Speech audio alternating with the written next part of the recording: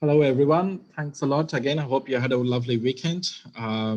Today, we have a special speaker from Al Jazeera, Amanda Burrell.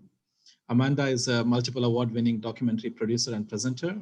She believes that the environmental crisis is the most newsworthy and consequential issues of our time. Amanda is inspired by stories of positive environmental action. Her films focus on the fight to heal the earth and the people that engage in it.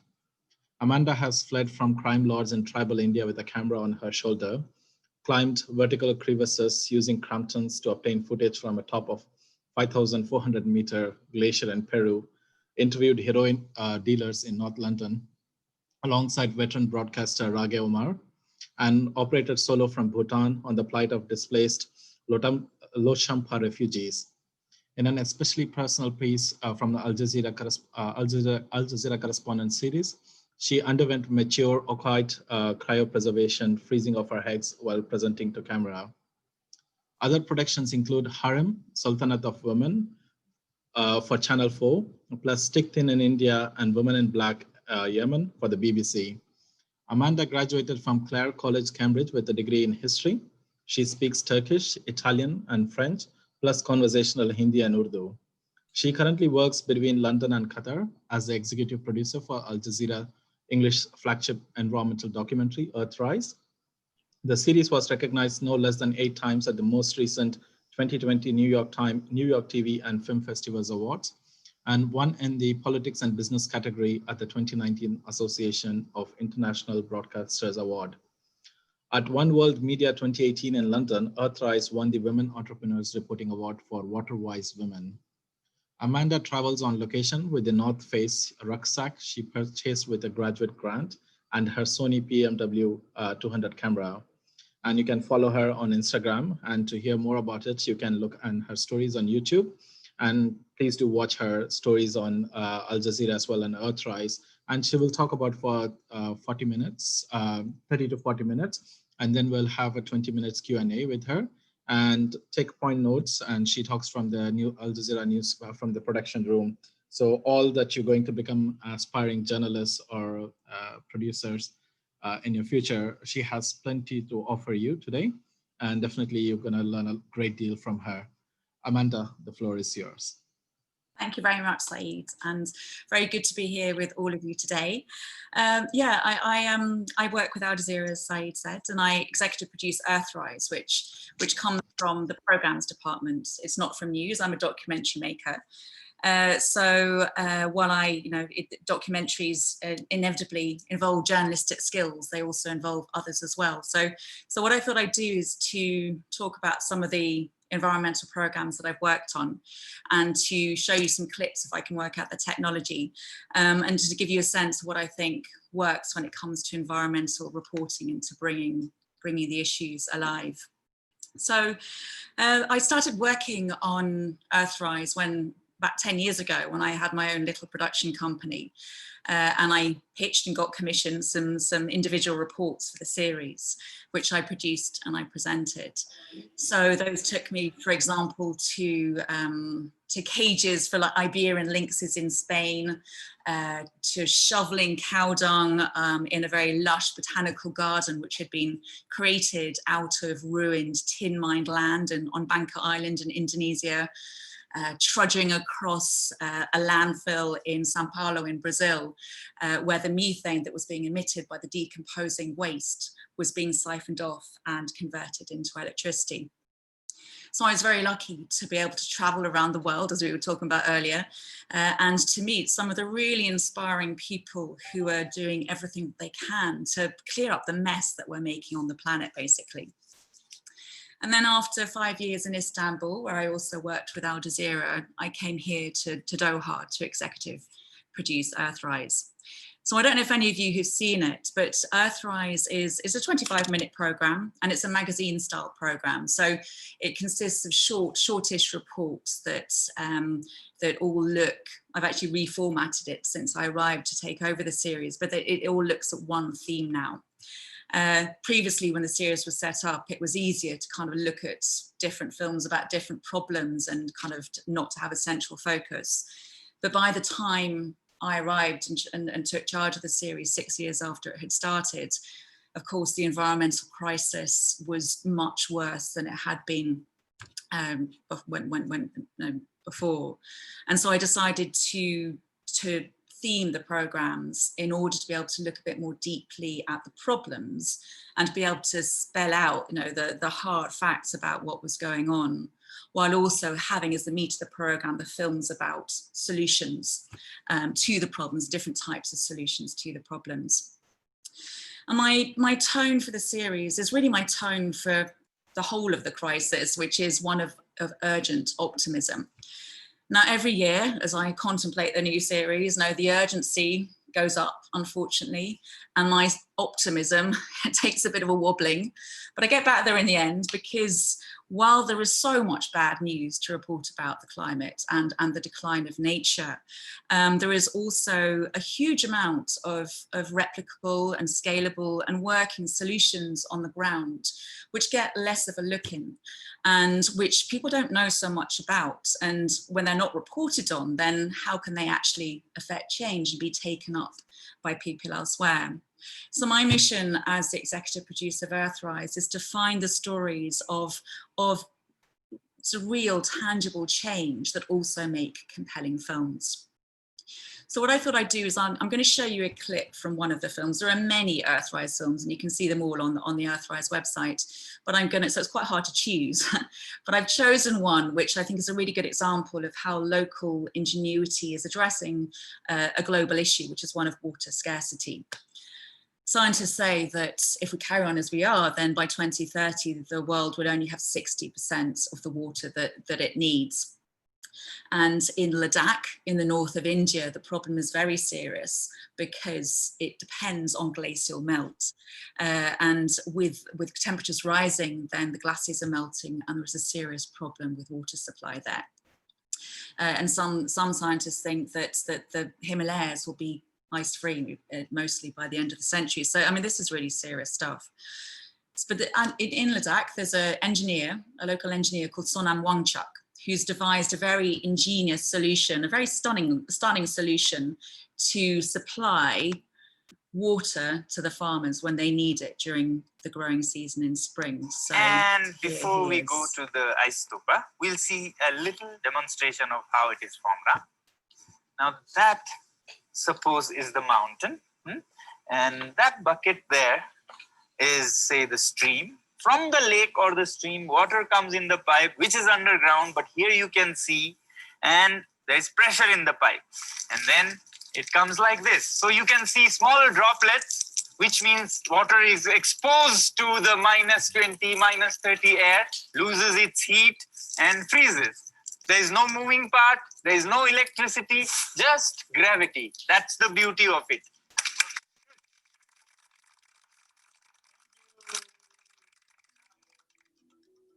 We're heading up to the ice stupas further up in the mountains, but first we have to make a quick stop. God, okay, what have we got into here? They use these for the ice stupas to help the ice form. So this is a kind of vital part. It's like the skeleton of the stupa, if you like. I'll go and give them a hand, right?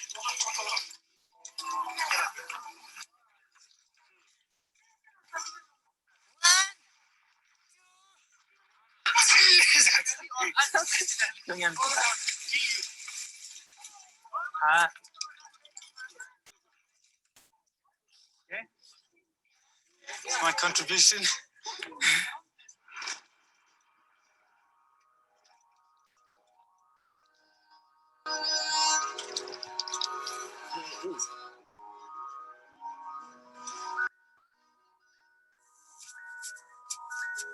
Wow.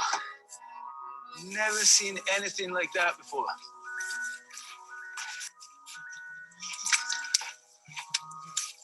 This is, now I understand. You know, it's a bonkers idea. It's quite crazy, really. The design of the stupa is critical for its success. Oh, sorry, I didn't stop It it. must have a minimal surface area. Could you all see that? I hope so. Oops. to provide a maximum protection from the sun. This enables. Did you all see that? Yes. Yeah, we did. Yeah. Good. Something funny happened. I'm sorry, it's not the best quality, but it's the best I can do from here. So I'll save you kind of high resolution clips for when we can actually meet in person. But anyway, there you get a bit of a sense of the solution that's being brought alive in that film. And for me, the films that work really well are the ones that look at local, in which the local speaks to the global. And while this looks a very particular solution, Sonam actually, he's built a number of these stupas, and his plan is to develop a whole army of them across the Himalayas, because of course the whole of the Himalayas are melting. And he's even been to Switzerland, to St. Moritz, to talk to the authorities there to develop ice stupas in Switzerland as well. So this is something that can be used around the world for communities who are dealing with the problem of glacial melt and suffering as a result. And for me, the film, it contains a number of elements which I think work. And as I say, all the films are on the website. So if you want to see the whole film and to give you more of a sense of it, then it's called Ladakh's Ice Stupas, and it's on the Earthrise website on Al Jazeera. But there's clearly a solution there that's working.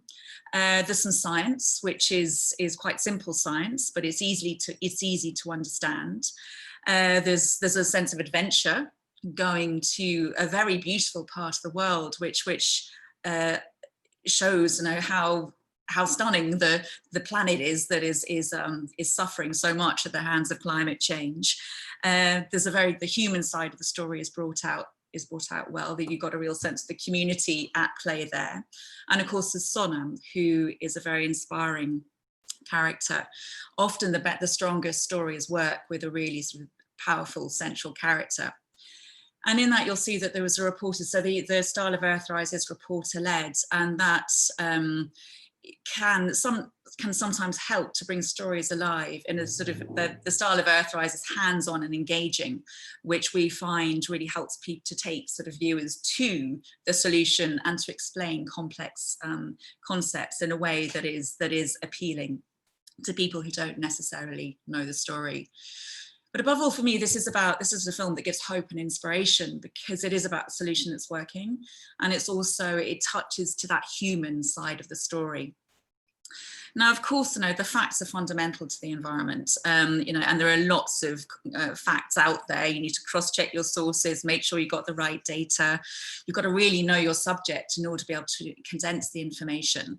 And a lot of what I find I do, and this is particularly the case with writing VO, is condensing really complex issues into ways that are understandable for viewers who don't know the story, maybe don't even care, and definitely aren't experts on it. But for me, and of course you can go, and as an environmental journalist, you can also go this deeply investigative route, which is all about hard-nosed journalism and all the kind of sort of the getting your facts straight and unearthing information. But for me, the most powerful environmental films are the ones which go within the environmental story to find the human one and appeal to the heart as well as to the brain. And one of the films, I'm going to show you another clip, which actually it happens to be about glacial melt as well. And I do make films about other things, but I was just thought of this clip when I was thinking about what I wanted to say. And it's the first film I ever made about the environment back in 2009. And I like it because I was able to find sort of the human way of bringing alive the issues at stake, and also because it was, as I'll tell you, it was a real physical challenge. You mentioned it actually, Saeed, in what you said about me, but it was a tough physical challenge. So I'm particularly pleased that I was able to pull this off. But it's about glacial melt. And it's, as I said, it's in the Peruvian Andes, and it involves filming with a team of glaciologists 5,400 meters up in the Andes. And then they were sort of drilling down into the ice core and seeing that the ice core was melting much faster than anyone could have thought. And then I went down to Lima, which is a city which is actually built in the desert, and it's totally dependent on the meltwater of the Andes. And it's running out of water. So I spoke to some of the inhabitants who were working to stop climate change and were also working to adapt to the water scarcity. And as I said, it was a huge adventure. This was very challenging physically. I was filming this one. I present Earthrises sometimes. This actually was for the BBC. It wasn't an Earthrise, but I was shooting it. And it was a question of acclimatizing gradually to the heights in the Andes. At 5,400 meters, it is actually half the oxygen that you get at sea level. So it was pretty tough going. And one of the things about environmental filmmaking is that, you know, I mentioned rubbish dumps, for example, and shoveling cow dung. This was, you know, hard work to get to the location. And it's not a glamorous profession by any stretch of the imagination. You know, it can be a real slog. But for this one, we took, I think it was about 6 days to acclimatize. And I was actually really lucky. I didn't have too much altitude sickness. I had one night when I was feeling a bit sick and you know, quaffed coca tea, and I think I ate a lot and then felt fine. But Victoria, who was the assistant producer, really, really suffered, poor thing, actually. But we went up to 4,900 meters and then had to push up on the last day to 5,400. And it was, luckily the porters went ahead with that day, our kit and all our bags. Because it was, if it wasn't vertical, it was almost vertical. It was a kind of face of solid ice, which we went up with. We had 2 guides with us, but it was a question of scaling it with crampons and ropes for about an hour and a half. And it was really, really tough. And then at the top, having sort of collapsed and had some chocolate and some water, actually that's when the really hard stuff set in, because a blizzard came and hit the top of the glacier as we were walking towards the glaciologist camp. And it was, I mean, it was so thick that, you know, the hail, the snow was sort of biting our faces, and I couldn't see further than about 1.5 meters in front of me. So it was a question of all of us holding onto a rope, with Americo at the front, then me, then Victoria, and Koki, the other guide, at the back, and just sort of trudging forward.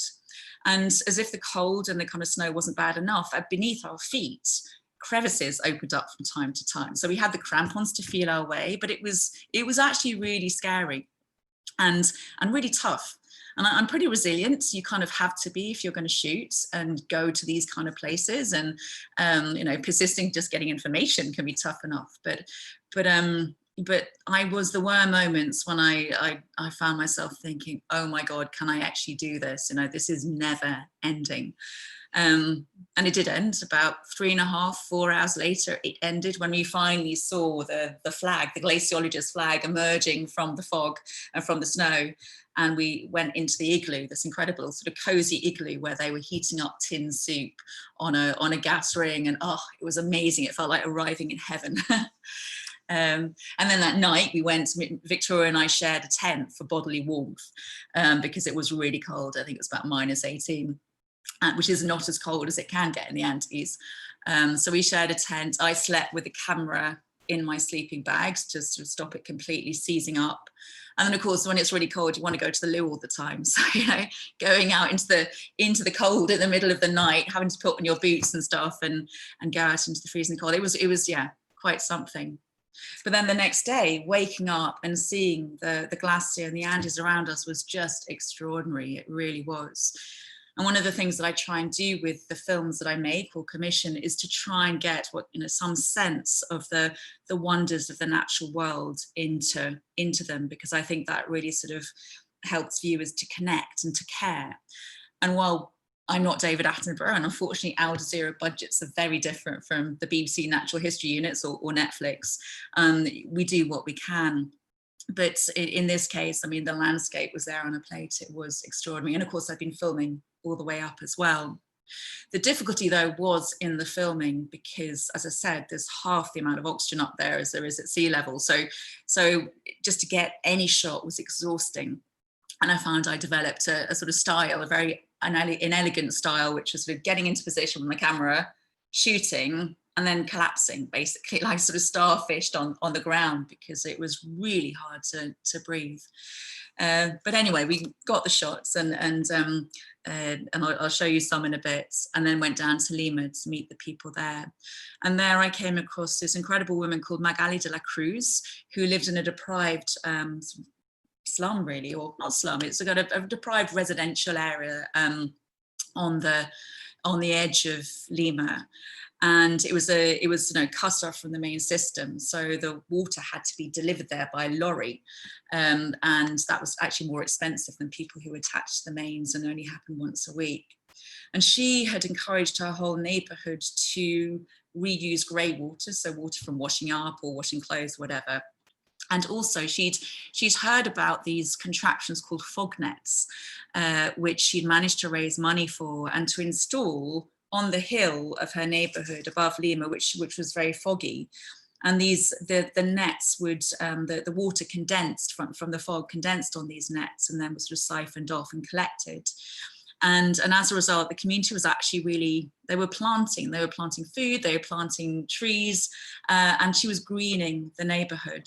And I think really she made the film actually because she was so, she was very sort of South American and expressive, and she was an incredible, very powerful and very sort of open character. So I'm going to show you a couple of clips, again, if I can cleverly share my screen. And I'm going to show you the glaciologists, and then there's one of Magali coming up as well.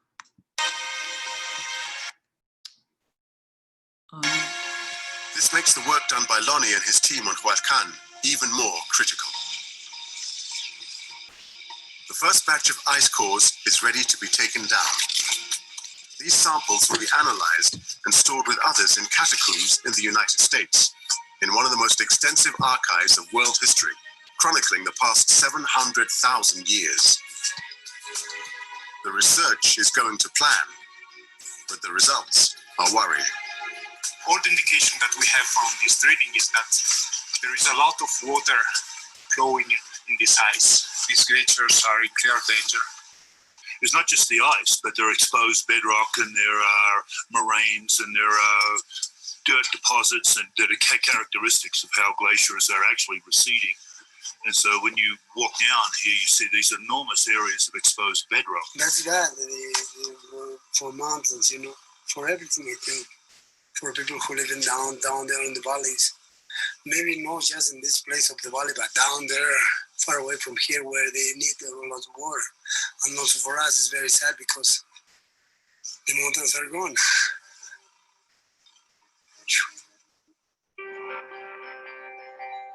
Now,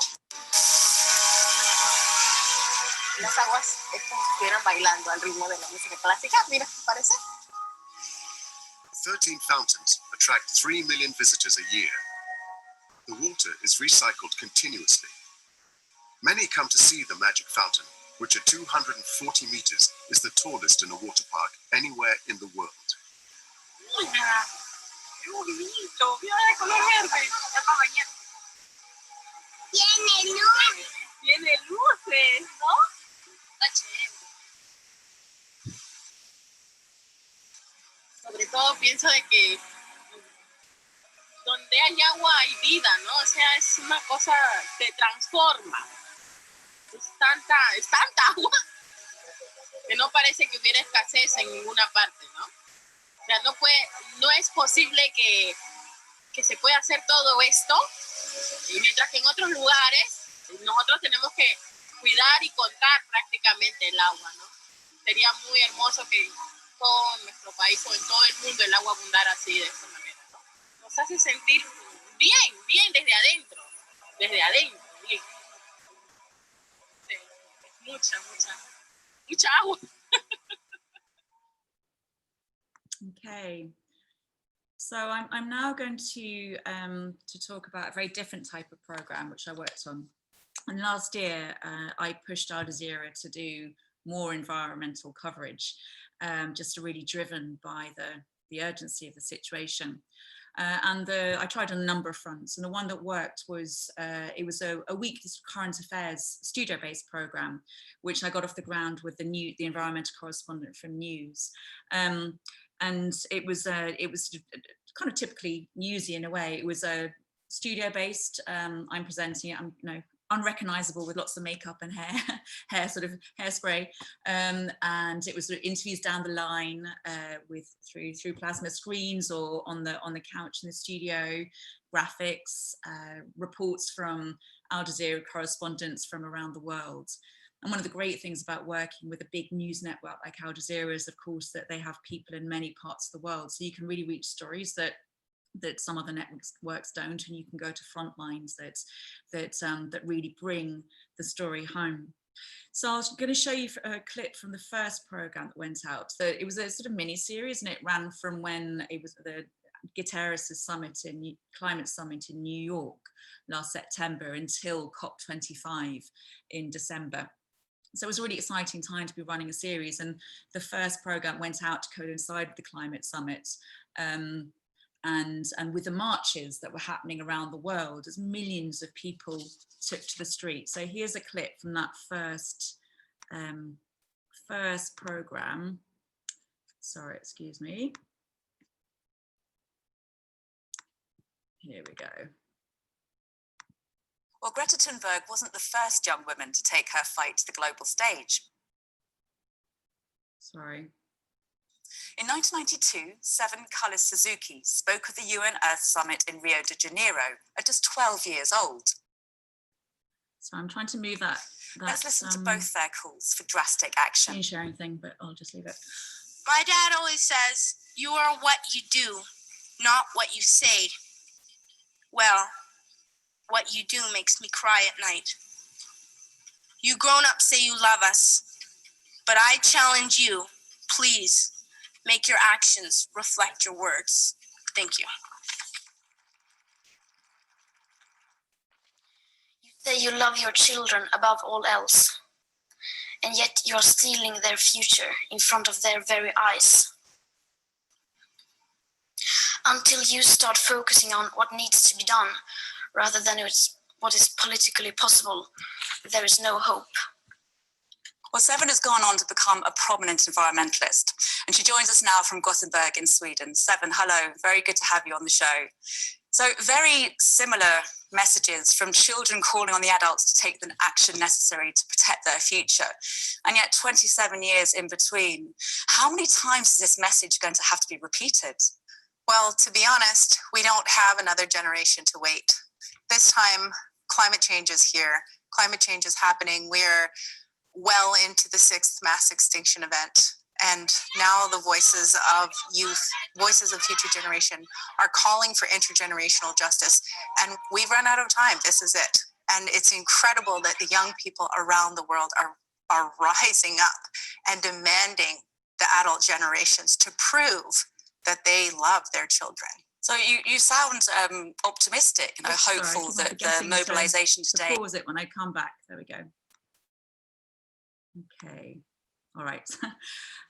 So what I was particularly pleased with about that series was that it was the first, as far as I'm aware, it's the first on any major network which looked on a weekly basis at the climate and ecological crisis, which amazes me. It really does, because and as far as I'm concerned, the environment is the biggest story of our time. So I don't understand why everybody is not doing it. I mean, of course, there has been a lot of environmental coverage recently, and that's partly because there are so many disasters that are happening, and it's partly because there is also is hope. There's a lot of talk about building back better from countries, from businesses post the pandemic. So there is a lot to be talked about, and it's so important that the environment is covered properly, because there are vested interests who are trying to discredit the whole climate crisis. There are so many distractions to look at instead of the climate and ecological crisis. There's the US elections, the pandemic, for example. I mean, except of course that the environment is integral to all of them. And with the elections, for example, with the Trump sort of rolling back Obama era environmental protections, despite the clear intensification of climate change in his country. And of course, climate change is an election issue like it never was before. And the pandemic, well, that's a result of our destruction, our exploitation of the natural world. And for years, I think there's been a sense that environmental programming somehow is separate. It's something that's always actually to be honest, but annoyed me a bit, you know, that sort of people feel that, you know, I've found there's a sense that environment is sort of doesn't matter so much, and actually it's sort of human rights and politics and business that really does. But for me, the environment, it underlies all of them. It really does, and touches on every aspect of our lives. I think that's changing now. I think it's impossible for people not to change given what's going on in the world. But I mean, for me, the environment is fundamental. And so I'm going to show you a few more clips from a program which we did for Earthrise, which actually it won an award at the Association of International Broadcasters last year. And I was particularly pleased with this because it didn't win in the environmental category. It actually won, I'm not sure there was one, to be honest, but it won in the politics and business category, which is proof that the environment is not in its separate sort of ghetto, and also that, you know, people are aware that politics and business as usual just is going to, if we carry on like that, then things are only going to get worse. They absolutely have to change. So I'm going to show you a couple of clips just to show you sort of the different styles of giving information, really. And the first is it's looking at the economy. It's looking at the circular economy. It's a program about plastic and about how we reuse plastic, but really it's a program about how we use stuff and rethinking that. So this is explaining a potentially complex issue in a relatively simple way with an interview and with graphics to bring it alive. So I'll just try and work the technology so I can show you that. Here we go. The scale of the plastic problem is huge. I mean, it's over 300 million tonnes a year. Plastic packaging itself is 78 million tonnes a year. 32% of that leaks out into the environment. Some of the biggest producers of plastic packaging in the world produce 3 million tonnes a year. So if that one producer changes the way they make plastic, that is a massive change globally. But even the biggest producer of plastic packaging in the world can't fix this on their own. This is about everyone, competitors alike, organising around a system that can be regenerative and restorative. If you look at our current economy, it's predominantly linear. We take a material out of the ground, we make something out of it, and then the majority of that material gets thrown away. We have a growing world population, we have more and more pressure on resources. The system we have today cannot run in the long term. We need to shift that economy to be one that uses materials rather than using them up. Within a circular economy, right from the beginning, you build the economy so you design out waste and pollution, you keep products cycling within that economy for as long as possible, and then you look at regenerating natural systems through the biological materials that feed into that economy. So effectively, the straight line turns into a circle. To build that circular economy for plastics, you need to go right to the beginning of the system. We need to redesign the way we think about plastics, the way we design plastics, and the way we use plastics. So we need to eliminate the plastic that we don't need. We need to innovate for different forms of plastic, which are 100% recyclable. And we need to look at how we circulate plastics, designing a system whereby that material is collected, has value, and feeds back into the system. The thing that motivates me the most about the future is there is a massive opportunity to redesign our global economy. If we redesign that economy so it's circular, not only will we build an economy that can run in the long term, but it will unlock trillions of US dollars of economic opportunity, and it will effectively decouple economic growth from resource constraints.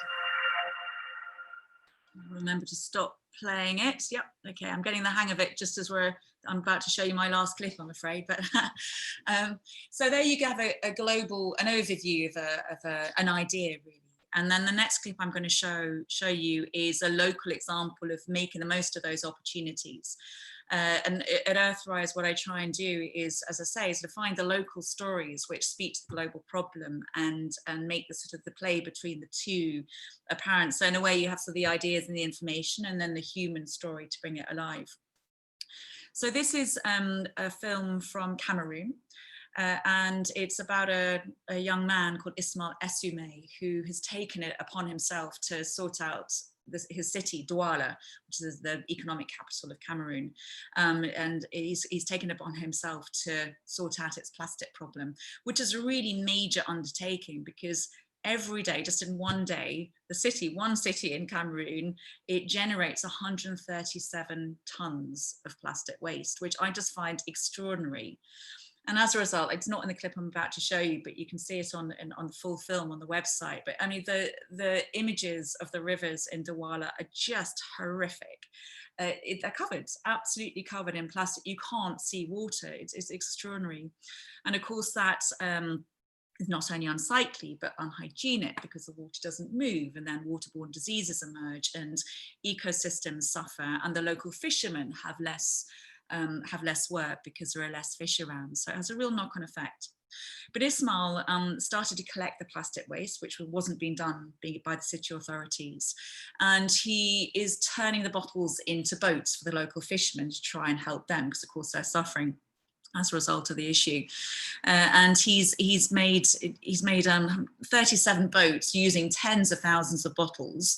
And he's not stopping there. He's building furniture. He's also building eco bins made of the plastic bottles, which is for people to throw away their plastic waste in. And he's basically on a mission to set up Douala and then Cameroon as an example to the whole of Africa. So he's quite an extraordinary young man who's absolutely determined to sort out the mess. So my last clip is of Ismail.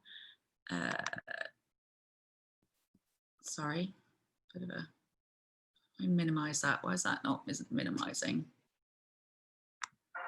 Oh. Okay. Here we are. Now we know the boat is seaworthy, we're delivering it to the latest happy customer who's going to test it out on a nearby lake. Hey, Mr. Gabi. I'm so sorry, that's actually the wrong clip. I didn't want to send you that. To show you that. I didn't line it up properly. It was easier said than done. These look very different to all of the local fishing boats that we see. What was the reaction from the local community when you brought these here for the first time? First, they thought it was a joke. Sure. It will never go in the water. And after when we went to the water, people use it and say, oh, it's working. And then they start to look, to try to understand and try to see, can you go fishing with this one? The real proof, of course, is in the floating. Let's go test it out. Let's go test it. Okay. You lead the way. Yep.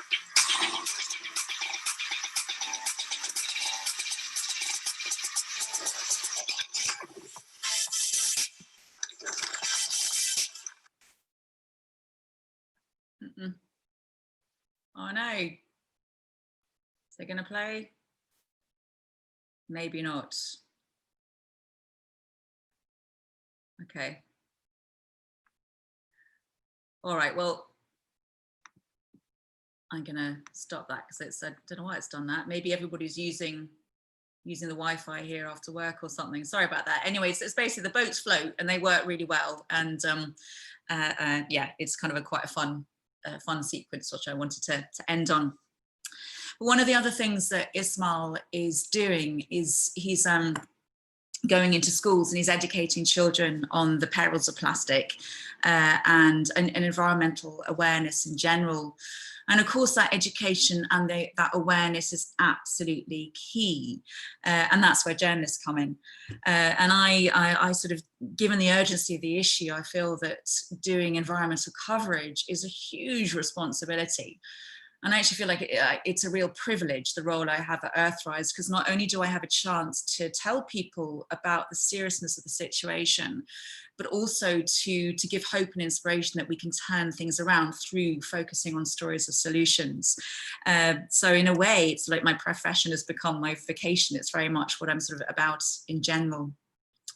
And I understand that you're all studying journalism in general, and I don't know which of you, if any, are thinking about focusing on environmental journalism and mass communication as well, as I understand it. But it's fantastic that you're here sort of even thinking about it, because the world really needs really good environmental journalists right now. So if you're thinking of doing that, then go for it. Best of luck with it. And I look forward to seeing your work. Thank you very much. Thank you, Amanda. Brilliant. I mean, like, especially your story on traveling up to the glacial mountains in Peru. That was quite, I mean, like, you know, as you keep saying it, like, I just started to, my stomach starts to churn, and, you know, just looking at the very very idea of like the problems that you confront. But again, that's the brilliance of journalists. That's what I keep telling the students here, is that like, they always try to tell the stories that like we often ignore.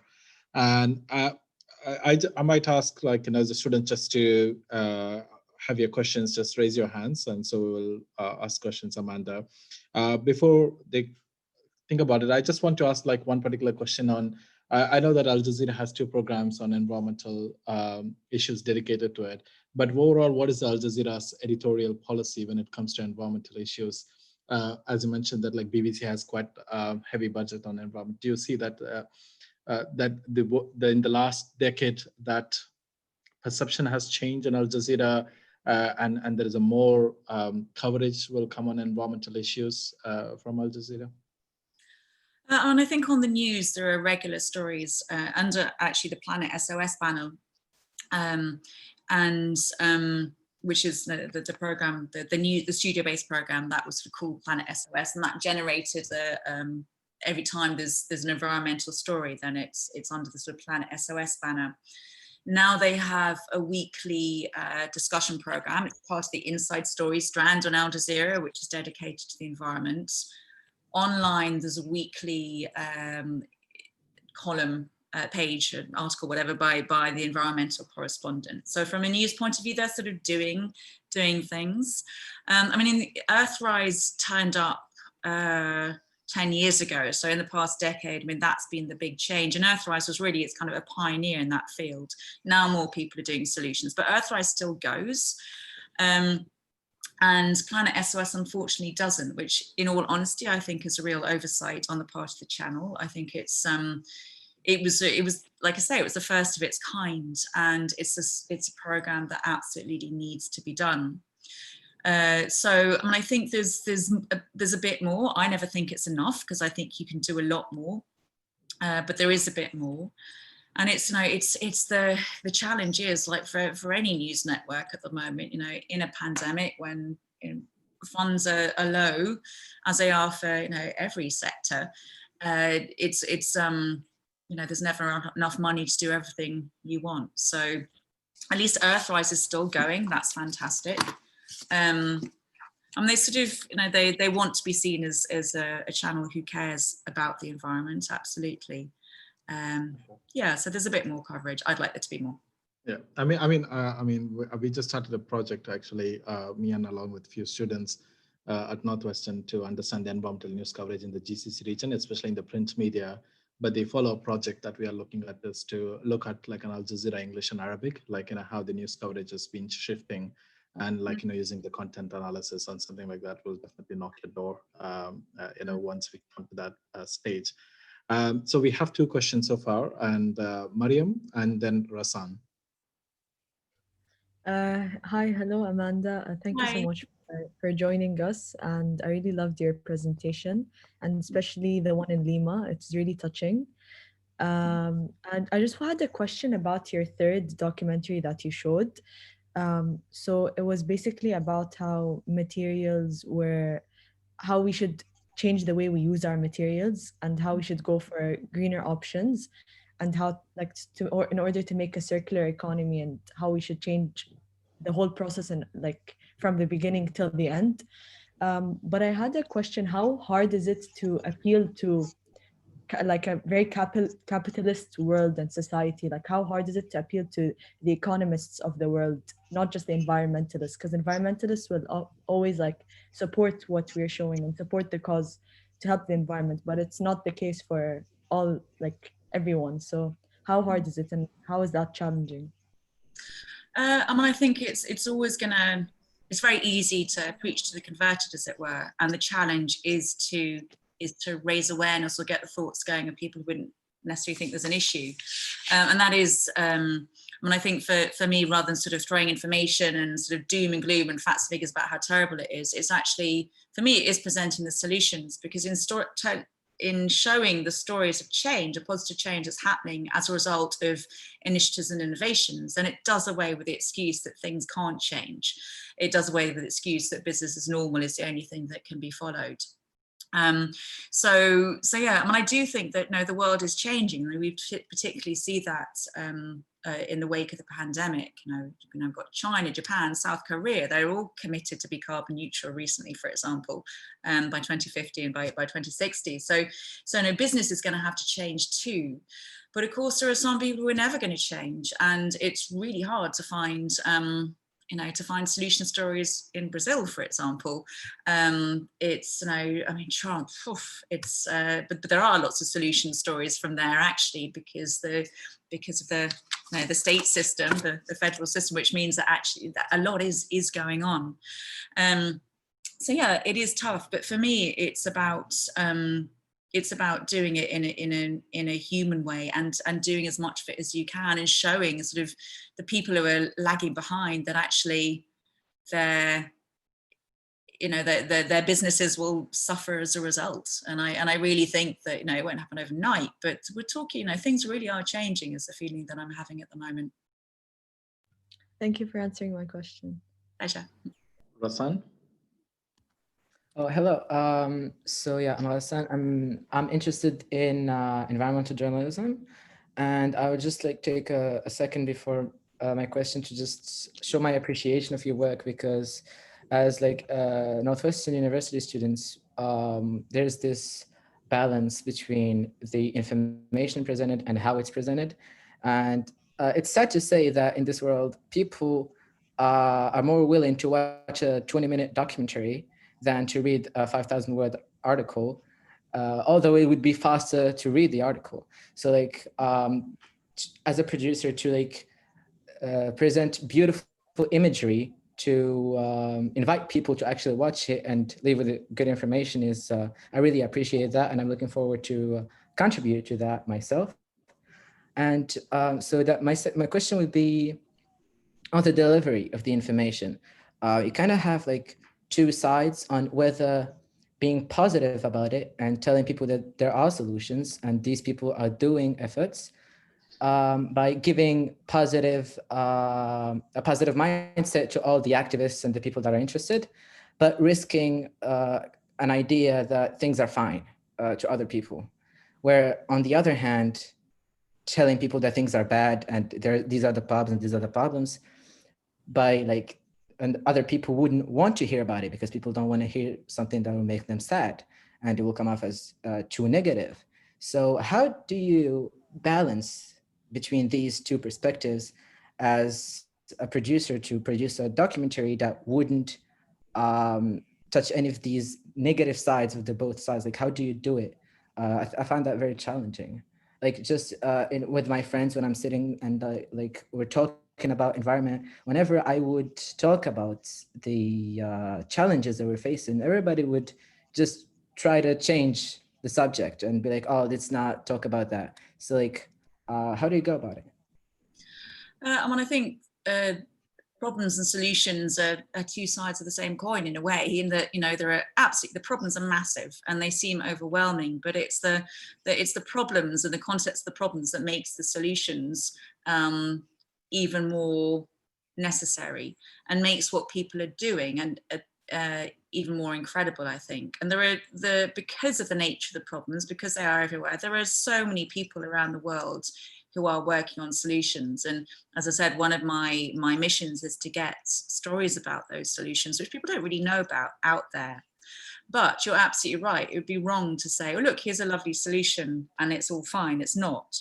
So when I arrived at Earthrise 4 years ago, when it as I said, when the program was set up, it was there was a problem about plastic. There's a film about plastic, a film about butterflies, and then another about permaculture or something. So different stories. But different problems. But what I decided to do was to theme the programs, because just saying, oh, look, here's briefly mention the problem, then look at the solution, just wasn't right for the intensity of the problems that we're facing these days. So the programs are now, I lay out the problem in the intro, give a solution to it in a film, have an insert. The one that you saw, that graphic and Ellen MacArthur talking, was actually more sort of positive. Well, she was talking about the problem, but giving hope. but we might delve into the problem more. And I've also in the films, it doesn't happen in all of them, but I've asked producers to find whole sequences that bring alive the problem. So for example, if you look at the both those the clips that I showed from Cameroon, the first Ndoni goes to look at the river and is shocked at what she sees, and it's just the images, I find them, it's like apocalyptic images, it's extraordinary. And then in the Ladakh program, Rossa goes and meets a couple who were struggling because, well, first of all, actually he meets somebody who is an expert on glacial melt in the area, and then he meets a couple who are an elderly couple who are suffering as a result. So it's kind of the solutions are put within the context of the problem. But I feel if it's just the problem, then people do disengage, I think. There's only, as you finding with your friends, there's only so much that you can take of that. But the solutions on their own, you can't give the image that everything's fine. So mentioning the problem by way of context for the solution, actually, I think enhances the importance of the solution and the urgency of using them. So would you say that it takes a lot of experience to kind of balance between the positivity and the negativity of the documentary that you're presenting? Or is there like a kind of a formula or like a way to show it? I don't think, I think once you get into formulas, then everything goes wrong. You know, I don't think you can sort of, I mean, I suppose, you know, on average, maybe an Earthrise report has got like kind of a fifth of problem and 4/5 of solution. You can do it that way, but some we just mention the problem briefly, or some we do it a bit more in a bit more of an involved way. So I think I react against formula because because I think that can lead to things feeling repetitive and can also do with creativity. But it's so I don't think there is a magic formula, but it's it's keeping both in mind, really. And it's entirely possible just to have a film about, you know, a problem, and that might be sort of, you know, heart-wrenching and therefore speak to people in a way that makes them, you know, invest in a solution or something, or suddenly invent a way of I don't know, sort of, you know, restoring soil in wherever they've just seen a film about a farmer whose harvest has just failed. So I'm not saying that the way I do it is the only way at all, but it's what it's a way of a reflection of the way I see the world, really. So it's not the only way, but for me, it's kind of what I think works, really. Archie, Ebenezer, Aisha, keep your questions very brief because we are just like a few minutes rest to the program. So I promise Amanda that I'm just going to take 1 hour of her time. So I'm just slightly exceeding that. So try to keep your questions brief. Archie? Okay, so first, let me say thanks for the kind of presentation that you just presented, and also the kind of work that you are involved with. Basically, we see that often the kind of problems in our environment are just more than the kind of solutions that we all look forward to or that we expect. And come up with a solution to solve our environmental problem is something that should be so much allowing. So my question is, to what extent has the Earthrise program impacted the lives of individuals who have come up with solutions to help reduce some of the threat from our environment? The film that we've just shown actually is a really good example, because Ismail we were approached by an investor who saw the film, who gave money to Ismail's organization. But it is that was kind of actual practical help. And it's one of the things that I think about more and more, because it's one thing is raising awareness, and one thing is actually converting that awareness into action. And because of the severity of the situation, then awareness is great, but actually, how do you make an impact? And it's a question I've been asking myself, and I'm actually working on a project that I've proposed to Al Jazeera to take the lessons of the solutions that are on Earthrise and to put them onto a sort of more accessible format, so that people can learn. I mean, I'd love, for example, to show a film and then get a bit like on a kind of something like this, for example, to get Ismail to kind of share to talk with people who are interested in what he's done and to kind of to spread that further. So you get sort of examples, isolated examples of, that people, the organizations have had more members sign up, or people have written to them and said amazing solutions, or the programs get millions, or the social media videos made for the programs, get millions of viewers and stuff. So that people are more aware, but sort of translating into practical follow through is something that I'm really thinking about at the moment. Because I think it's, the time has come that that's what needs to happen. Ebenezer? Okay, so this was an amazing thing that you did. I had a question.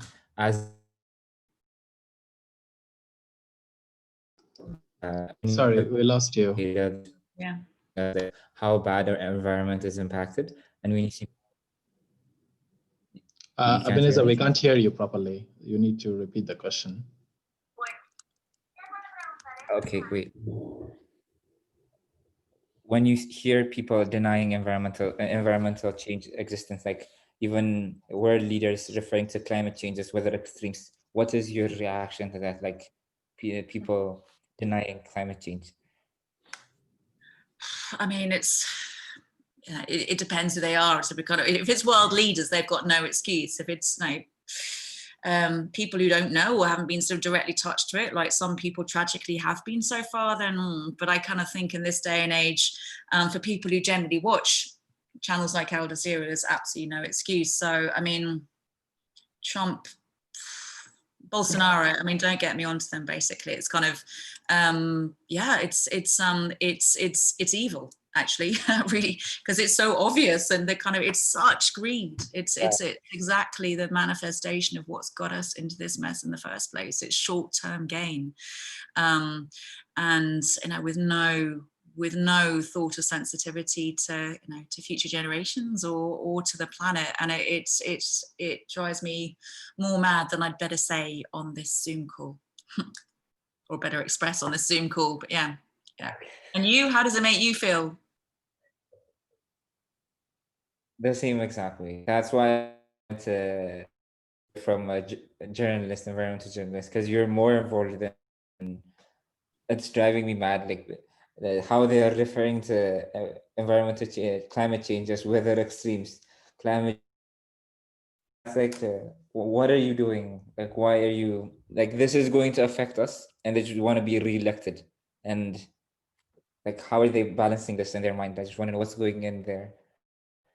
Yeah, I don't know. I find it impossible to tell what's up, apart from, as I say, sort of, selfishness and short-term greed. I mean, it just doesn't make any sense to me. It really doesn't, particularly when there are wildfires raging and tropical storms and stuff that really, how can you deny it? So yeah, it's mad, which only makes the work of environmental journalists even more important. And there is also, while I choose to focus on solutions, there is also a lot of space for exposés and investigations and sort of laying the facts on the line and really spelling out the damage that people are causing. Absolutely. And it's not the way that I've gone, but it's a way that it's important that some people do go that way, because it's absolutely vital. As with any investigative journalism and holding people to account, that really needs to happen. Aisha? Hi, Amanda. Thank you again so much for joining us. So I wanted to ask, what advice would you give for someone interested in particularly like environmental, like making documentaries in terms of the environment?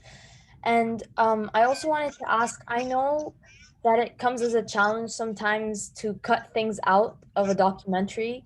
And so have there been times where you really wanted to include something, but in the editing process, it wouldn't fit properly, or there's not enough time? And how do you deal with that? Yeah, all the time. It happens all the time. It's a nightmare having to get rid of stuff that you like, and inevitably you kind of go and shoot far too much, which is why you have a enough editing time to whittle it down. But the kind of you probably know the phrase "shooting your babies" is a phrase that's used in the cutting room to cut it down. I mean, in reality, you know, it's Earthrise is quite difficult because it's a magazine program.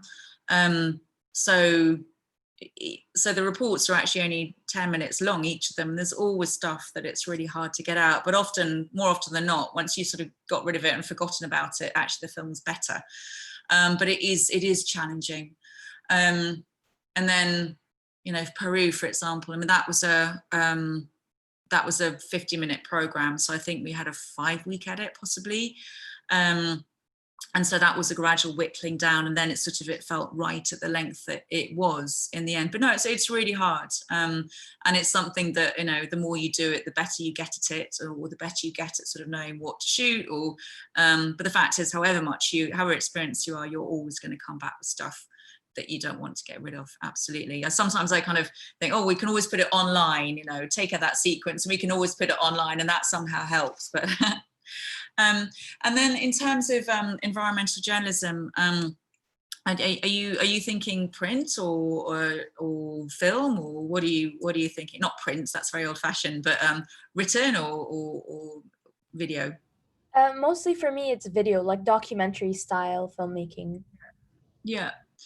I mean, I think it's a question of sort of thinking about the stories, of watching as much as you can, and thinking about what stories you could contribute to particular strands, or what stories you might want to make a film about. It's always very helpful to have some passion projects that you can at least talk about to potential employers, and in a way sort of your currency. So I think it's, so if somebody's thought, rather than just going and talking to a potential employer about who they are, what they'd like to do, if they've actually thought about what the employer is looking for. So say a commissioning editor like me, if you'd come to talk to me about Earthrise and you came with ideas, ideally written up on paper that you could give me, then that would be impressive.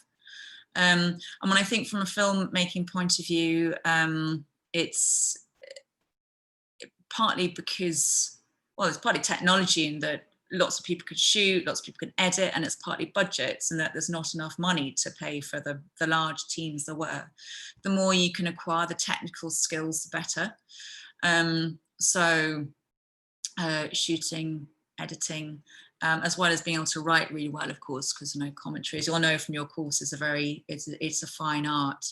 And I definitely, being able to shoot was a real sort of, that enabled me to get more jobs than I had done previously. So having that technical skill. I don't edit. I mean, I can do rough assemblies, but I actually choose not to edit my own stuff because I prefer to have a different eye on it. I present as well, as I said, not just in the studio like you saw, but also out and about. And so having the more skills you can build up that were helpful for me, you know, when I was sort of you know, less experienced, and particularly now, I think when it is when more people can do more things. So I think language is helpful as well. I don't know where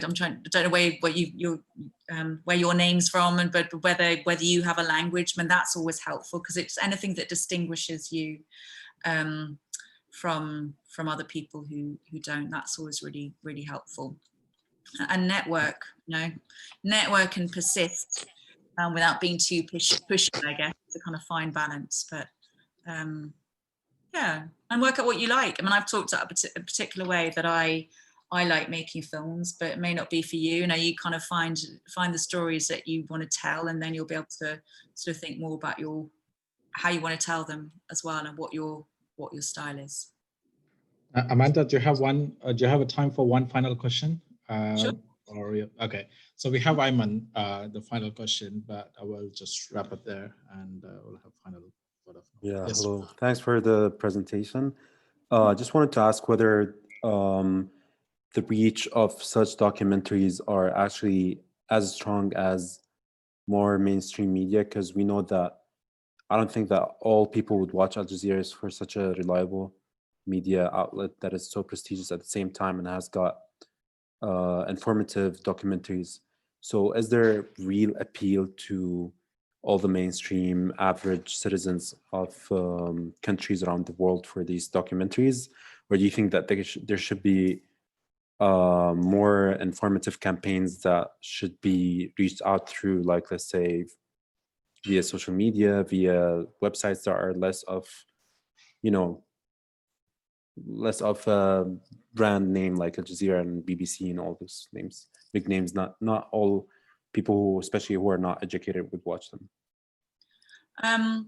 Yeah, I mean, I think there are all kinds of ways that the message can get out there. And one is the mainstream media. And I guess that's the way that you might sort of capture people who've just turned on the news and then stay on for Earthrise, for example. And it's Al Jazeera's reach is huge. It's 352 million households in 150 countries. And that's just TV, that's not online. And that's, of course, not to say that everybody watches it, but all at the same time. But it does, it does kind of suggest that you're reaching out to people who, to quite a lot of people who may not necessarily be interested in the subject. But yeah, I mean, I think there are different ways of getting the message out there, and not everyone, and some people actually choose not to watch the mainstream TV channels. So then, that is where working out other ways of sort of using social media to reach different audiences, perhaps younger audiences such as yourselves who don't necessarily watch Al Jazeera on television like older generations might do, for example.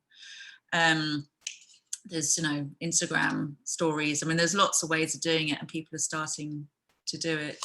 And there's new operations sort of opening up, which are using different media formats to get the message out there. So yeah, by no means is it limited to TV at all, not at all. I mean, the networks are quite good because they've got as I said, the sort of the correspondence around the world. You've got a network in place, which means you can access stories that other people can't. But in the day and age when people are shooting stories on their phone, then it can be done in so many ways. Yeah. Thank you, Amanda. Thanks a lot for your all valuable information. I'm sure that all the students have really enjoyed, and myself too. And these are the journalists in making. And if you are looking for interns or brilliant minds, and like if you need a couple of minds and heads and looking for interns, well, you can please write it to me, and I can spread the word to these students. And I'm sure they would love to work with you and gain experience in case, if you have some more interesting programs coming in. So you can always get these bright students to your studio to work with you. Okay. All right, great. Well, thank you. Though, of course, the only thing is that at the moment that with COVID restrictions, there's less studio time. It's kind of there's not many people at Al Jazeera at the moment. It's they're trying to limit the amount of people going in. So that's one thing. But yeah, hopefully as things get a bit more normal. So yeah, absolutely. That's great. Thank you very much. Yeah. Okay, thank you very much, Amanda. Thank you very much. I look forward to seeing more of your work and getting in touch with you soon. Right. Well, it's fantastic to see you all, and best of luck to you all. Yeah. Thank you. Right. Thank you very much. I appreciate it. Thank you. Okay then. Bye. Bye. Okay. So we'll start our next presentation then. I hope you have energy for going on for the next one, or you want to take a 5 minutes break, or you can go on. All right, so I was expecting that everyone to participate on the survey because I need to know everyone. Only 16 of them have filled out the survey so far. And but so far the results were 17 people have filled out the survey. And in that 17 of them, everyone, a majority of them prefers to work individually for both assignments, the final third assignment, and as well as for the final exam. So we'll just go ahead with individual assignments itself, and because I just don't want people to be lost and get confused and have issues. So we'll just go ahead with the individual. So in the third assignment, what we'll do is that we'll have a presentation, and I will give you a specific format, and I will pick up the topics for each members. And each member, it's going to take a really long time. I don't really know how we're going to manage the timing to speak for 20 minutes. Each student will give a solution, and we will discuss about that one. And we'll see, like, we'll just keep like a good 4 hours for that one, 2 classes, and so that we will cover up majority of the solutions. I wish like if you have it in teams, because it could have saved a lot of time. So one person, a team could talk about one topic, and so we'll just try to finish it off in 20 minutes. But we'll try to reduce the minute timing, and then we can we can try to cover all the key topics for solutions. Yes, Rasan. I think that more people would have voted for like in pairs if we had the possibility to choose who to work with. I think that would probably be better. I don't know. I'm just. I don't know. I mean, like, because like, how are you gonna find out, like, if you're gonna work at, like, you're gonna give me, okay, I'm just gonna work with it. Like, I need to have a timeline, and this is my team member, and this is the topic. Like, if you just confirm if that's the way it works, that would be fine, and I can just pick the topic for you guys, and you can go ahead and give a prepare for the third assignment. Someone sent chat message, like, what is that one? Yeah, sorry, I can't see that one. I mean, Okay. yes, Just yes, ask Mariam. if the presentation, you said it will be individual, but then you said we'll work with other members. So, like, what is it specifically? Are we going to work alone or? No, I mean, the third assignment or the final exam, the idea was that, like, whether the assignment you're going to do it as a presentation as a member of 2, or you want to do it individually. Okay, so those were the 2 questions I asked. Either one, you want to do it for your final exam or for the third assignment. So both of them, I got majority of them prefer doing it individually, and so in which case, like, I'll stick with that one unless if there is something else that you want to do. So I'll just pick the topics for you guys, and you're just gonna prepare it, and you're gonna give like 10-15 minutes presentation, each a 10 minutes presentation and 5 minutes discussion on that particular topic. All right. Professor, didn't you say that if that the presentation was supposed to be in pairs, but the assignment should be individual, and if we chose individual, we'll have to do assignment for the third thing as well. But now we have to do a presentation on our own. No, I mean, like, everything is going to be done virtually, and so you don't want to give a presentation, you just want to submit it, or you want to have it prepared in the essay form. Yeah, that's what I'm confused about, because I thought that we had to do a presentation in pairs, otherwise we had to do like an essay individually. So could you clarify what's happening? No, I mean, see, I'm totally fine with that one, but it would be nice, like, we're going to have some discussion once we discuss some solutions, because when you submit the assignment, so we are not able to know what kind of solutions that we have. Everyone has returned it. So when you have a presentation, so you're just going to have, like, if each student will have 10 to 10 minutes presentation and 5 minutes discussion on each topic. So that's a question. If you prefer giving it a presentation, someone is saying that, like, that's a welcome change instead of just writing an essay. You can let me know. Professor, how many % of our grade is that going to be?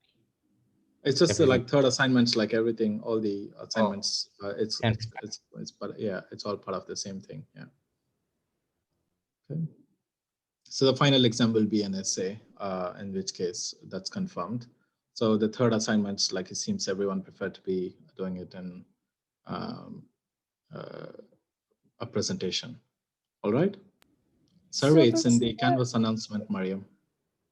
Does that mean we're going to write a 40% essay? Yeah. What's that? Are we going to write a 40% essay? The final exam, yes, yes, yes. Are we going to be graded on just one essay? That's a lot of marks just for one essay, 40%. Yeah, I mean, like, you're gonna write, it's gonna be a very long essay. Yeah, you need to write it. Yeah. To get graded, we can do small 4-graded discussions for the next 4 weeks, so we can have more chances for better grade instead of one assignment. To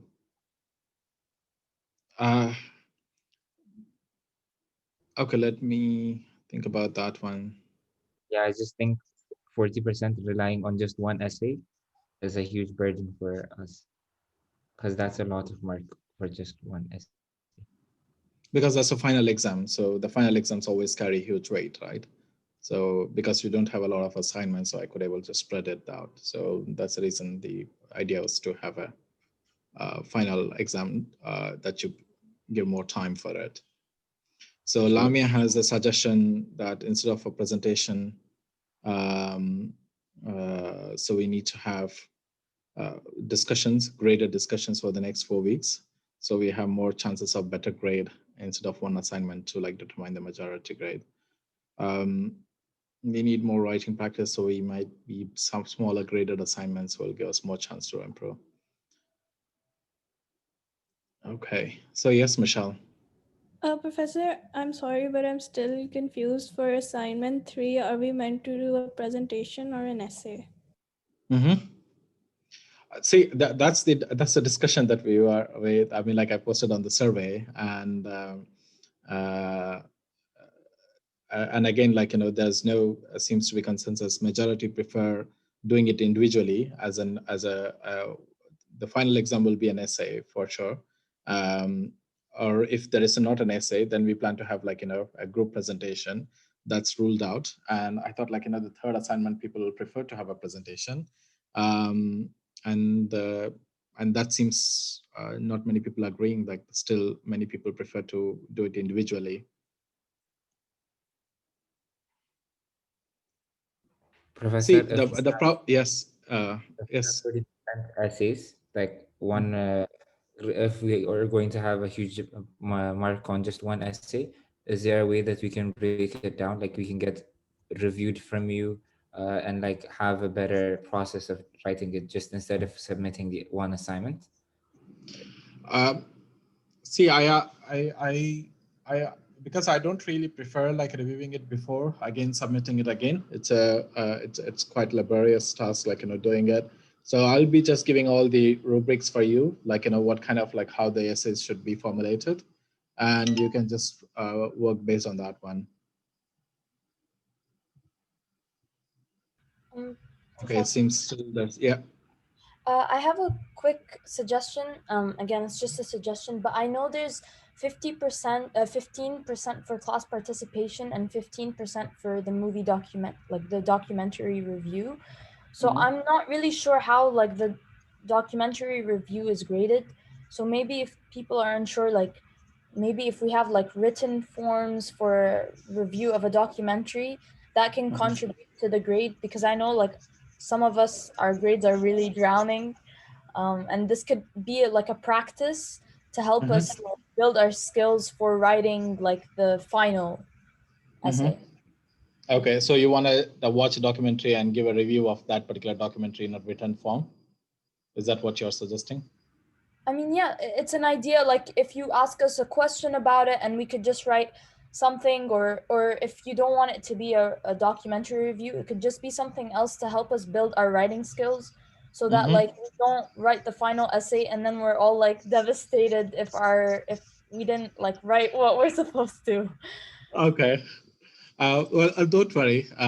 So we'll try to figure out a better way for that one. Okay, let me just think over it, and in the next class we can discuss on that one.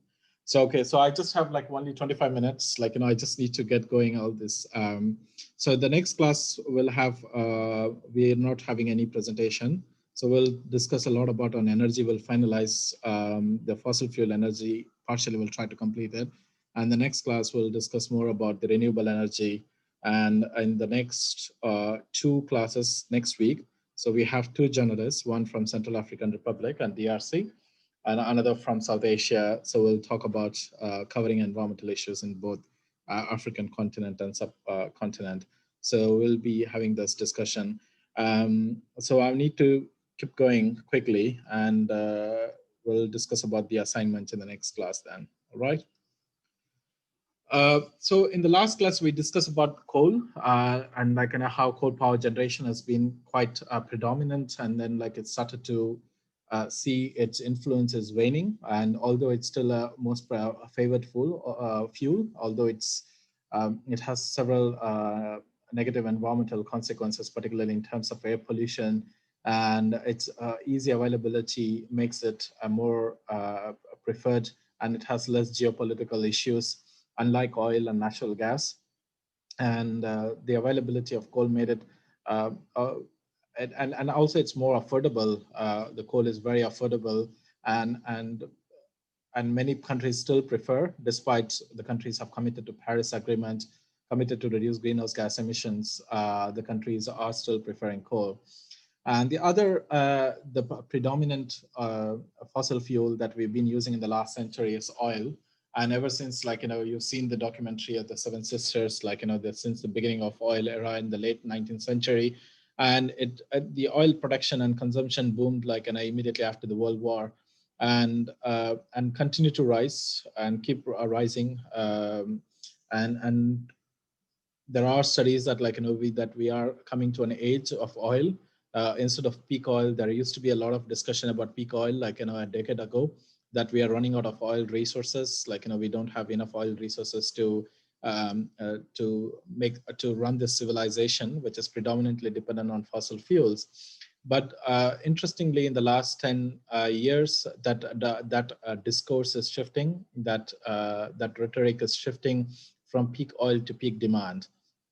What it means is that yes, there is more and more oil, but its use has been becoming less significant. Like, we found much better resources, and we managed to we managed to get some breakthrough technologies in solar and batteries. So we don't really need a lot of oil anymore. So the rhetoric is fast shifting. And here you could see in this particular graph how this proven resources, like, on the contrary to what has been said, that the oil is peaking, like, the oil resources are peaking. But this particular graph, like, from British Petroleum shows that, like, we constantly keep extracting more and more oil, and we found more and more oil reserves across the world. And particularly the GCC countries, you could see that they're kind of taking a huge share, and they've been consistently, like, nearly 50% of the energy reserves are in the Middle East region, and then the rest has been spread to other part of the world. And what's happening, like, in terms of the production and consumption, we've seen a huge amount of increase, at least in the last 2 decades. If you go back during the World War, immediately after the World War II, and you have seen the oil production and consumption has increased like nearly 300, 400 folds. That's the level of consumption. And this primary fossil fuel, the oil consumption is mostly used in the transportation more than anything else. Like for coal, like you use it for electricity generation. But oil is like kind of less used in power generation, more in transportation, be it in terms of the refinery products that comes out as petrol and diesel. They've mostly been used in passenger cars and other heavy vehicles, particularly trucks and lorries. So, and this is attributed directly to the increase in globalization, because, like, you know, there's our entire cities and our societies are being more and more connected through roads, through highways and networks, and also through digital. I mean, like in terms of airways, like, you know, we are more connected. Our marine transportation has increased quite significantly in the last 3-4 decades. So does the fuel consumption. So it has been directly relevant to that one. As you could see here, the oil production in the last few years, again, like, you know, the Middle East tops the share, and like it produces almost like, you know, 1/3 of fossil fuels in the middle across the world. And when it comes to consumption, you can see that the consumption in Europe and in US has been kind of like almost saturated. Like, you know, the fossil fuel consumption has been saturated. But if you look at in terms of the per capita consumption of fossil fuels, definitely Western countries tops the rank, along with some Middle Eastern countries like Qatar, Kuwait, and UAE. But when it comes to overall absolute consumption, you can see that China, India, and other Southeast Asian countries are picking up in terms of the fossil fuel consumption. So here you could just see Asia Pacific, like, you know, in which China, the predominance in terms of the consumption. So you could see that the oil consumption has kind of increased from nearly like 69 million barrels per day to almost like 100 million barrels per day in 2019. So that's quite a huge increase. And with the COVID, we have seen the shift in that one particularly. And do you know anyone, like, what's happening here? Like, there is a slight dip here in this particular time. Any ideas, like, what's happening?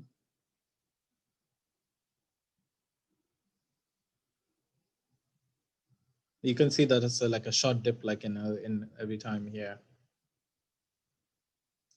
And this is during the economic crisis that happened in 2008 and 2009, where it has literally hit much of the Western economies, and also in the developing countries, the economy has kind of got into recession in many countries. And when again, economy, transport are all kind of interrelated. The more the production volume, the more the economy generates, and the more fuel you consume. So this economic crisis has definitely kind of affected the fossil fuel consumption.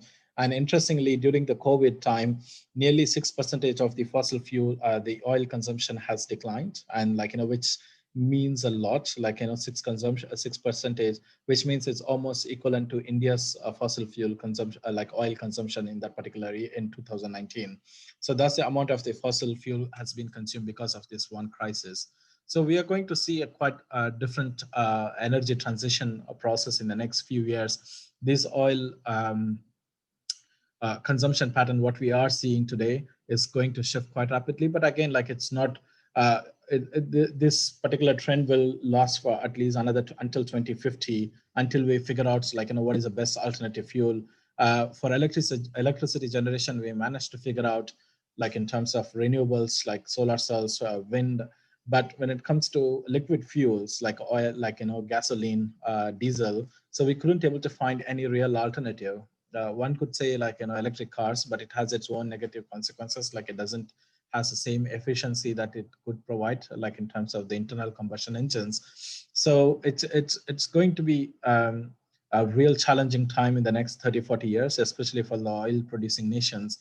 When the oil is not in demand, then what are you going to have with all the oil reserves? Okay, you might have all the oil reserves, but there is no demand at global level.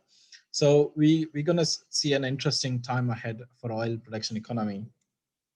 So the important elements, the important source of oil consumption is our passenger cars and trucks, big trucks and vehicles. And we haven't made a huge progress in terms of our efficiency, in terms of our fossil fuel consumption in our be it in bikes or cars or lorries. So it seems that we have reached to a kind of a certain limit in terms of our average per mile consumption of gasoline. As you could see over here, for truck, for a very long time, over a period of 3 decades. So the oil consumption, the diesel consumption has been nearly 20 to 22 miles per gallon.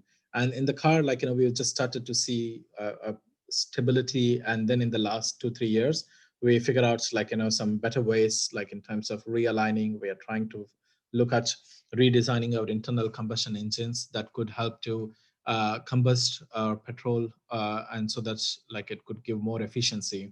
So in all the new cars that you look at, you could always talk about the mileage, how much car this particular mileage provides. And this is it, we haven't really pushed the envelope in terms of our fossil fuel consumption. I don't really see that we are going to see a major breakthrough. I mean, if we manage to find, say for instance, our fossil fuel consumption, I mean, the average miles per gallon increase to almost 30% or 40%, 50%. That means it will give a stunning blow to the oil producers, because that means you're doubling the the efficiency of your vehicles. That means that the fuel consumption will come down quite drastically. So there has been intense amount of research has been done, and also I'm not sure how many people are familiar with the Volkswagen the scandal that happened 3-4 years back about the emission scandal, and that that they that they mentioned that they are one of the most cleanest cars available in the market. But then the research after an intensive research and investigation, they figured out like, they just kind of manipulated their softwares to create fake numbers, and that eventually led to Volkswagen to pay almost like 12 billion, not 12 or 7 billion dollars of fine. That's a huge amount of fine that any automotive industry has ever seen it. So it's kind of a bit wary about it. And again, like if you look at it in terms of the efficiency of the cars, I'm not a big fan of cars, but what I learned from the literature is that like the Americans' cars are the worst in terms of the fuels per gallon. If anyone are familiar with that, like, you can just tell, yes, Michelle, someone texted me, you can just raise your hand, that's much better. Oh, Yeah, Professor, I was just saying that I knew about this scandal. Mm-hmm. Okay. Yes, Aisha? yeah, I was asking out of curiosity, who did they pay the fine to? I mean, like, they paid to the government. The court has dictated that, like, that they have paid to the government.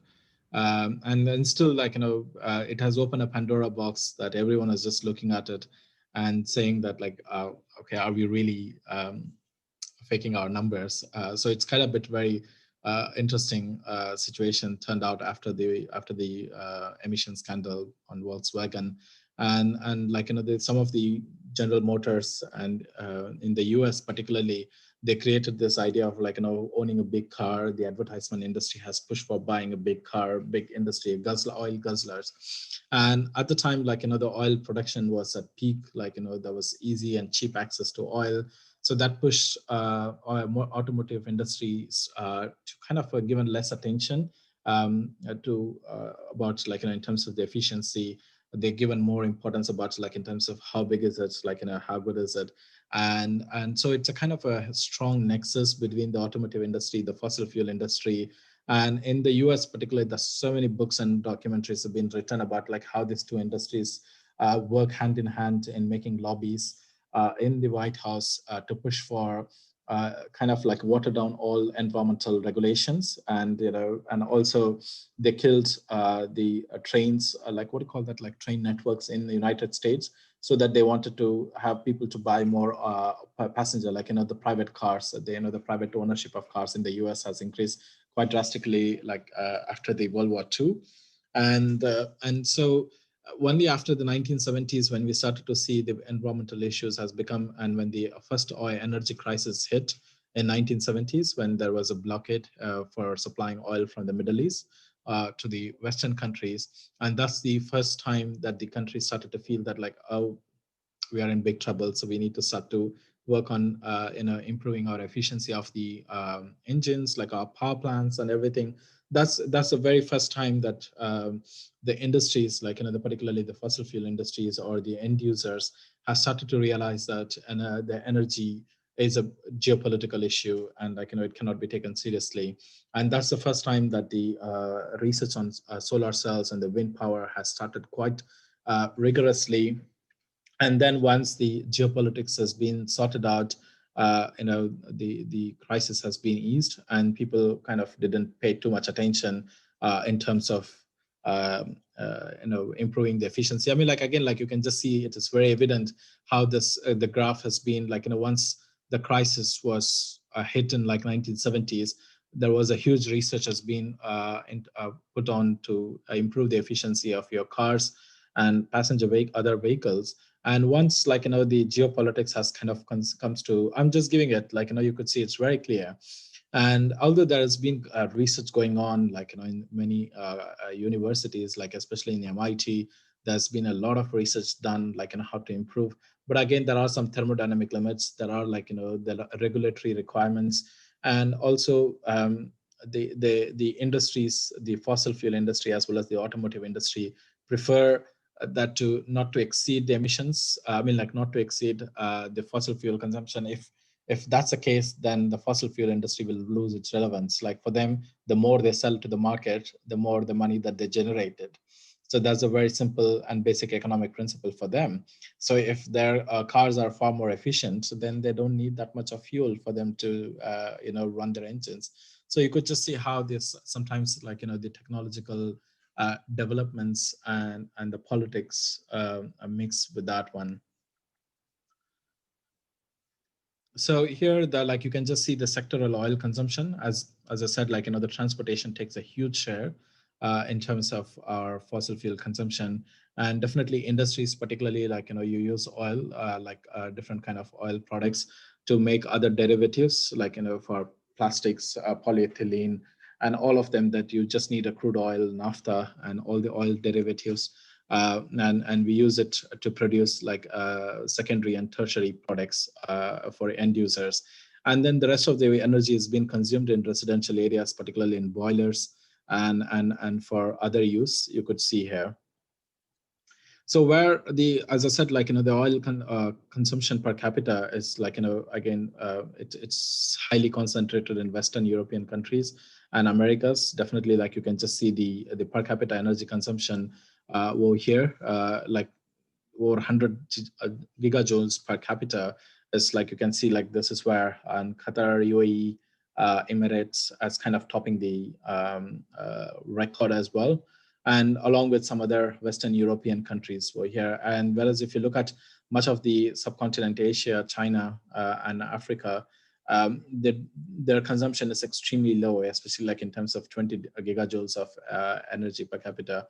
And in much of these places, you don't even the houses are being electrified. Like many people still rely on traditional biomass fuels, as we have seen in the first slide of this presentation. So this kind of puts a lot of pressure on the countries, especially in the consumption, that like they need definitely, they have a lot of work to do in terms of reducing their consumption in order to meet the climate targets. So the next, another most preferred fossil fuels now is the gas, natural gas. The reason behind is that like natural gas, it's one of the so-called cleanest fossil fuel. Again, it's still a fossil fuel. It still emits a lot of greenhouse gas emissions, but it emits 1/3 of greenhouse gas emissions compared to coal. And again, if you look at like in terms of the natural gas consumption until 1970s and 80s, natural gas has been always remained as a byproduct, and it has been flared. And flaring means like you just burn out the natural gas when you extract oil. So people, they didn't take so much attention because they see that natural gas is a nuisance until like in late 1970s they started to realize that like natural gas could be a potential fuel. But over time, natural gas has come to the fore. The technology managed to mature in terms of like condensing natural gas, because again with oil, like you can supply oil because it is in liquid form.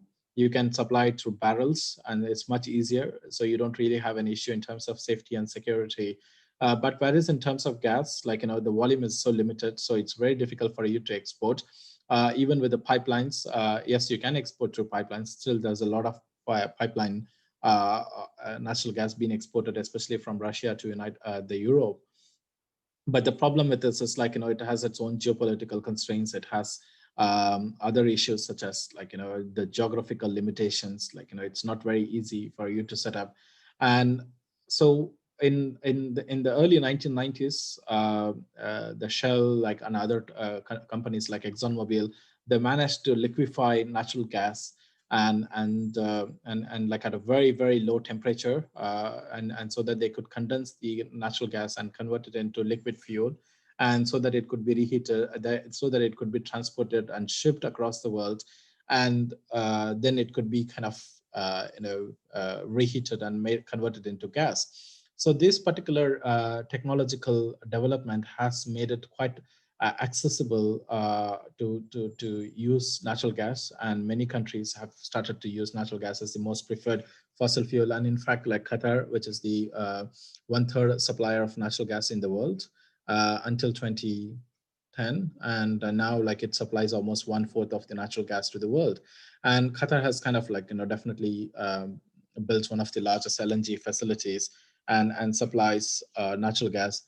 And so you could always see that like Qatar uses every time that like we supply the world's cleanest fossil fuel. Again, like in terms of rhetoric to tell the world, like yes, it has great in terms of energy content, like compared to coal and others. Definitely renewables is not going to come closer to it, but it has still a huge amount of problem. One is methane emissions that comes out from natural gas is a significant problem that still yet to comprehend, and we don't really have enough technologies to mitigate methane emissions, because the extraction of natural gas and processing it and liquefying natural gas takes a lot of emits a lot of methane emissions. And methane, again, it's 24 times more harmful than carbon dioxide emissions. So it's definitely a big problem, and more environmental agencies are bringing up this issue forward.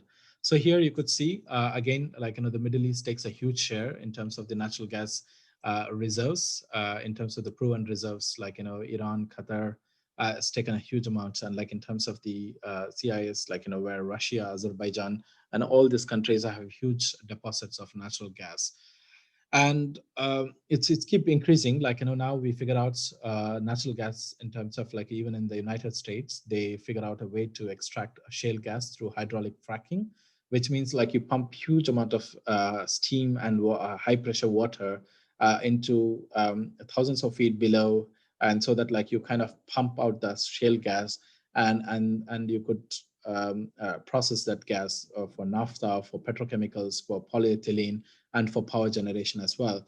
So shale gas has become one of the big challengers to the conventional and natural gas that Qatar and Russia produces it. So here you could just see in terms of the natural gas production and consumption by region. Again, the United States produces a lot of natural gas again, but it kind of it doesn't export, in terms, because it has its huge domestic demand. So it doesn't export only after the shale gas production. So they managed to outstrip the supply, and they're started to export to other countries. So whereas the Middle Eastern countries takes a huge share in terms of the production.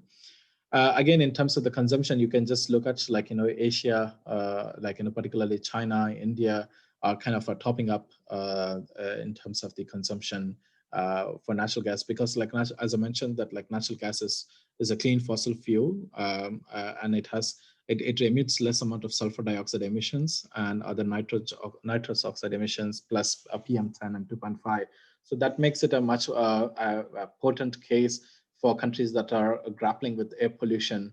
So particularly with China, India, Pakistan, and all this subcontinent, and the developing countries face a huge problem of air pollution. So people are shifting to natural gas because it's much easier in terms of it provides huge energy in per unit of energy content. So instead of people are asking why can't we shift it to renewables, instead of investing in huge natural gas power plants.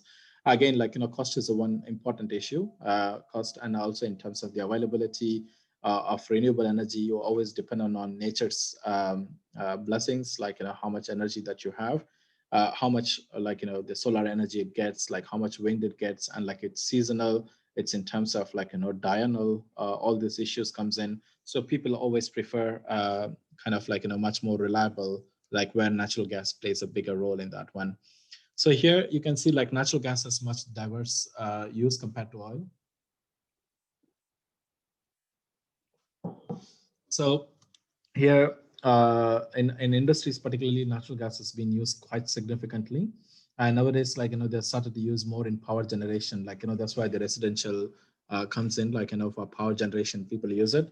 And in industry, natural gas has been used extensively for producing end user products, the petrochemical products, chemicals, fertilizers, and all those different hydrocarbon derivatives are being used from natural gas over here.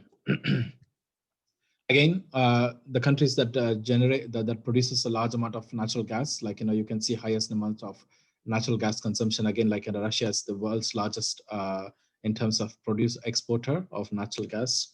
Obviously, you could see that and Iran and all these countries, particularly the Central Asian countries like Azerbaijan, and here in the Gulf region, and the United States and Canada, and they produce a huge amount of natural gas, and so does the consumption has been quite substantially high compared to energy poor countries in much of the Europe, much of Asia and Africa and Latin America. So here, as I said, the LNG has become quite a popular fuel, and you can see how this LNG consumption has been increasing significantly, especially if you look at the bottom graph in China over here, and it has it was just literally nothing. I mean, like, in 2005 and in 2019, like, it kind of imports almost 90 billion cubic meters of natural gas. So that shows a huge shift in its energy policy, that natural gas is becoming much more preferred fuel in developing countries. And similarly, Japan has been using natural gas for a very long time. And because they don't have any other alternate energy resources, and they use a lot of nuclear energy, and natural gas is the second most consuming fuel in Japan, in South Korea, and now many countries like India has been topping the list of natural gas consumption for power generation. I guess we are coming to a time. Are we up for time, or is it we? Yeah. Okay, so let me see. Okay, let me just finish with this final slide. Like, this is the power generation that we use it for, that we use natural gas. And especially in the last 20 years, there was a remarkable development in terms of the efficiency of natural gas-based power plants. We don't just use power plants, I mean, like natural gas to produce electricity, but we managed to learn how to produce electricity and water at the same time, which we call like combined generation, cogeneration power plants, where we managed to use the amount of this is the kind of like, the huge generators where you have this natural gas, and with this natural gas, when you compress it and at high pressure, this natural gas, and along with the fuel and oxygen, like it combusts, and then like it runs the gas turbines, and you take the steam out of that one, and then like you run this turbine, and then some part of the steam that you can take out and run another part of steam turbines. Like this is a high pressure steam turbine. This huge amount of the pressure that comes out, it runs the steam turbine, and part of the steam that you can use it to power generation. I mean, like, for water generation, especially the desalination that like most of the Middle East countries uses. So we kind of try to improve the efficiency instead of letting go of the heat. So we use the heat that generates in these gas turbines, and we managed to learn to produce water. And this try to help to reduce in terms of emissions. We don't really need additional energy resources. Whatever the energy that we have generated in these gas turbines, so we managed to use this waste heat in producing desalinated water. And the efficiency in the last, again, like, in 10 years, we managed to increase like, 45 to 50% of most advanced combined generation power plants. And that's quite substantially high if you look at like, 20, 30 years back, which was like averaging around 20 to 25%. So that's remarkable progress. And the good thing about it is it consumes less amount of space. It consumes less amount of, in terms of the material requirement compared to other energy resources. And also the best thing that, like, from an environmental standpoint is that, like, it emits very less greenhouse gas emissions. So in the next class, we'll talk about, I guess this is what I wanted to talk about, the high pressure turbine and the low pressure turbine.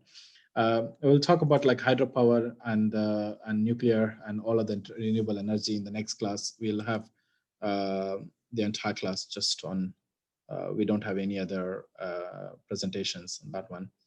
Yeah. Yes. Professor, I have a suggestion regarding the final exam. So one of our professors, what he did is that